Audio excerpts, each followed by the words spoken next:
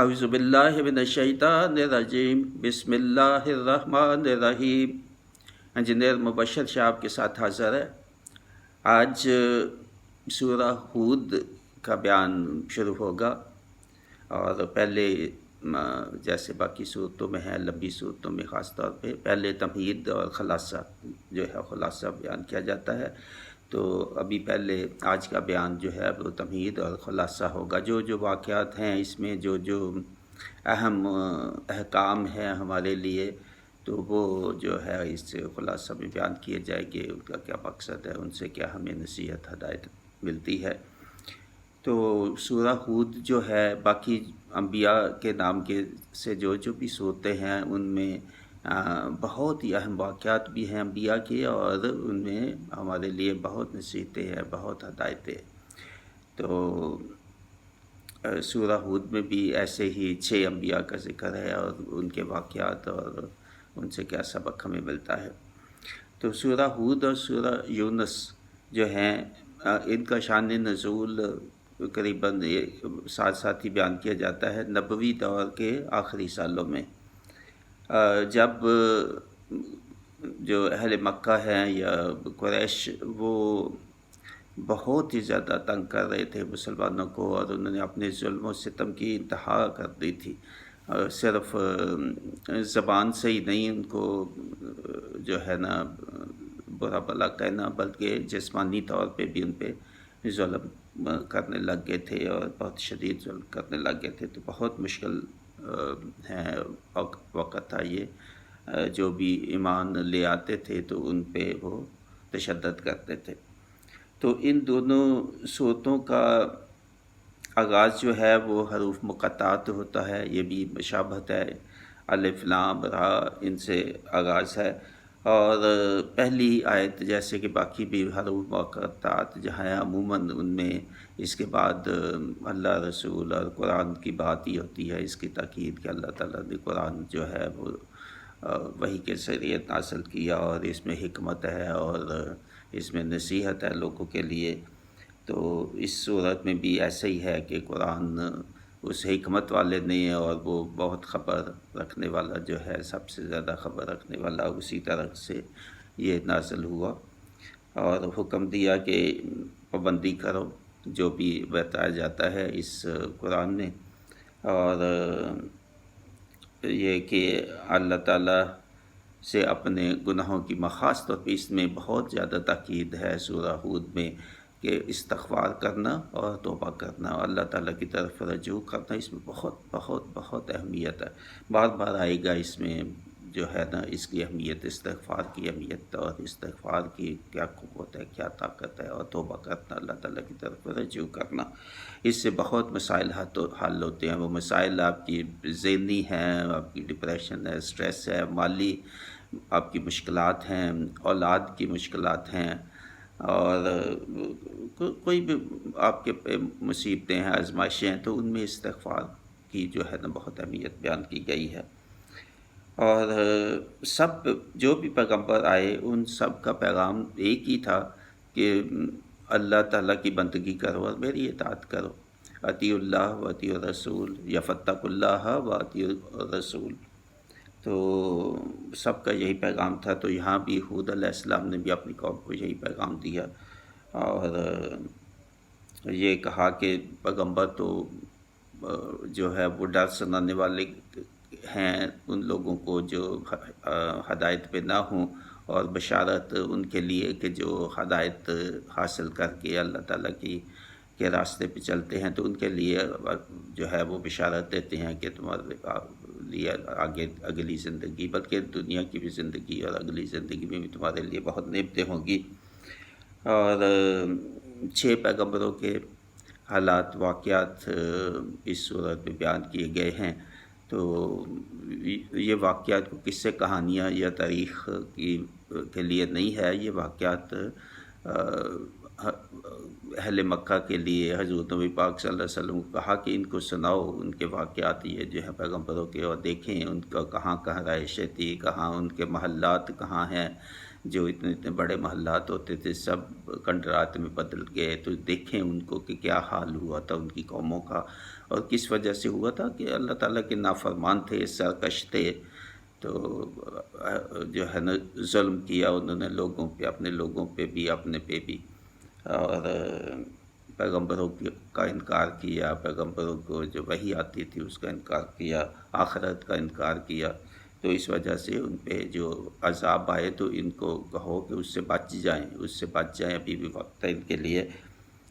تو اگر نہ یہ انہوں نے توبہ کی، استغفار اور توبہ کی، تو پھر ان کا بھی حشر ویسا ہی ہوگا جیسے پہلی قوموں کا ہوا تھا۔ تو ان پیغمبروں میں جو 6 پیغمبر ہیں، ان میں حضرت نوح علیہ السلام، حضرت ہود علیہ السلام، حضرت صالح علیہ السلام، حضرت لوط علیہ السلام، حضرت شعیب، اور آخر میں حضرت موسیٰ علیہ السلام۔ ان کا جو ہے وہ ذکر آتا ہے کہ ان کے واقعات اور ان کے ساتھ، اور ان کی جو قوم تھی ان کی، انہوں نے کیا جو قبول کیا یا نہیں قبول کیا، تو پھر ان کے ساتھ کیا اللہ تعالیٰ نے سلوک کیا۔ تو سورہ یونس، سورہ ہود مضمون کے اعتبار سے بھی بہت مشابہت ہے ان صورتوں میں، دونوں صورتوں میں، تو اس لیے ان کو جوٹا کہہ سکتے ہیں یا پیر کہہ سکتے ہیں۔ اس کا مطلب یہ ہے کہ دونوں کو ساتھ ساتھ سمجھیں، پڑھیں، دونوں کی تفسیر ساتھ ساتھ سنیں، تو ایک جو ہے وہ تفسیر دوسرے کو مکمل کرتی ہے، اور زیادہ اس میں وسعت ہوگی، زیادہ سمجھ آپ کو آئے گی کہ دونوں کو ساتھ ایک ساتھ سننا، ایک ساتھ پڑھنا، وہ زیادہ مفید ہوگا۔ تو اس دونوں میں کا جو بنیادی مضمون ہے وہ توحید کا ہے، اور شرک سے بہت سختی سے ممانعت کی گئی۔ تو صرف جو ہے اللہ کے ساتھ کسی اور کو نہ شریک کرو، یہ ہے پیغام، اور قیامت آخرت جو ہے اس کا فوکس ہو کہ آگے بھی اگلی بھی زندگی ہے اس زندگی کے بعد، اور نافرمانوں اور نبیوں کا انکار جو ہے وہ کرنے پر شدید جو تنبیہ کی گئی ہے، اور اللہ کی طرف رجوع کرنا اور توبہ کرنا، استغفار اور توبہ کرنا، اس میں خاص طور پہ بہت اس کی باقی بھی بہت جگہوں پہ ہے، مگر اس میں بھی یہاں بہت اہمیت دی گئی ہے کہ استغفار اور توبہ۔ میرے دوسرے مضمونوں میں نے بتایا، آپ بینات القرآن چینل پہ دیکھ سکتے ہیں کہ استغفار اور توبہ میں کیا فرق ہے۔ عموماً اس میں بہت غلط فہمی پیدا کی گئی ہے، یا ٹھیک طرح سے اس کی تشریح نہیں کی گئی کہ فرق کیا ہے استغفار اور توبہ۔ دونوں ایک نہیں ہے چیز، دونوں الگ الگ ہیں، اور یہ سٹیپس ہیں، سمجھے، پہلا سٹیپ ہے استغفار، دوسرا توبہ، اور دونوں ساتھ ساتھ ہیں۔ جہاں استغفار آیا ہے تو وہاں توبہ بھی ہے ساتھ، اگر بہت جگہوں پہ تو ساتھ لکھا ہوا ہے استغفار اور پھر توبہ، تو جہاں نہیں بھی لکھا، خالی استغفار بھی ہے تو اس میں بھی توبہ شامل ہے استغفار۔ جہاں خالی توبہ آیا ہے تو وہاں استغفار بھی شامل ہے، استغفار اور توبہ، یعنی 3 طرح سے ہے۔ ایک تو دونوں ہوں ذکر ساتھ ہی کی آیت میں، استغفار اور پھر توبہ، ایک دوسرا خالی استغفار ہو تو اس کا بھی مطلب استغفار اور توبہ ہے، اور خالی توبہ ہی کسی آیت میں ہے تو اس کا مطلب استغفار اور توبہ ہے۔ تو بہت ان کا استغفار تو جو چھوٹے چھوٹے روزانہ روٹین کے آپ کے گناہ ہیں وہ آپ 5 وقت نمازوں کے بعد بھی استغفار، اور کسی وقت بھی استغفار کریں، اور جو ہے وہ آپ کے گناہ جو ہے وہ دل سے اگر استغفار ہو تو اللہ تعالیٰ صرف گناہ ہی نہیں معاف کرتا، استغفار سے بہت اور فائدے ہیں۔ انسان کی جو ہے نا رزق کی اگر تنگی ہے وہ دور ہوتی ہے، اولاد کی تنگی ہے تو اس میں اللہ تعالیٰ مختلف ہر کسی چیز میں اللہ تعالیٰ برکت ڈال دیتا ہے، اس زندگی میں بھی اور آخرت کے لیے بھی اس میں فائدہ۔ تو اگر وہ توبہ نہ کریں، یہ جو قومیں ہیں جن کو پیغمبر آئیں گے، یہود علیہ السلام نے کہا، تو اگر وہ تسلیم نہ کرے ان کو، اور جو کچھ بھی وہ ان کا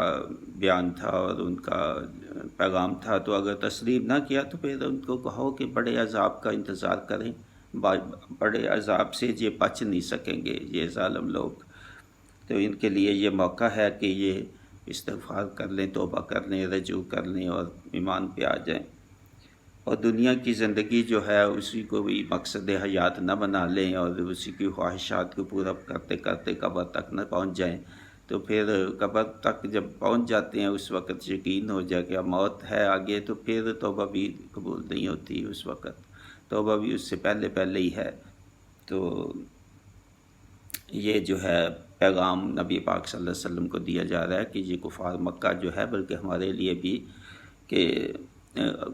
گناہوں سے بچو، نافرمانیوں سے بچو، اللہ تعالیٰ کے احکام پہ چلو، سیدھا راستہ جو قرآن نے بتایا ہے اس پہ چلو، اگر نہیں تو پھر آپ کے لیے بھی